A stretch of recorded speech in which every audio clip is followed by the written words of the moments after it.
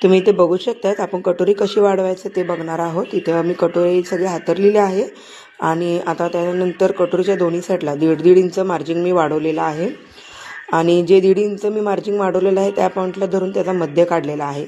मध्य काढून खालच्या साईडला ही 1.5 इंच मार्जिन वाढवलेला आहे। आलेल्या नवीन पॉईंटला मी रेषा आखून जोडलेले आहे तिन्ही साईडला आणि आता इथे वरच्या साईडला मी अर्धा इंचच मार्जिन वाढवून कटोरीचा गोल आकार दिलेला आहे। अशा पद्धतीने ही कटोरी वाढवायची आहे। आता ही कटोरी कशी तयार करणार ते बघणार आहोत। इथे कटोरीची मी घडी घातलेली आहे।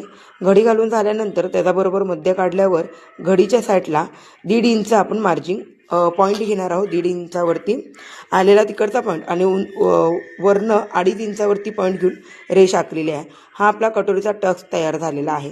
आता तुम्ही बघू शकता ही कटोरी कशी तयार झालेली आहे। व्हिडिओ आवडल्यास नक्की लाईक करा। थँक्यू सो मच व्हिडिओ पूर्ण बघितल्याबद्दल। आणि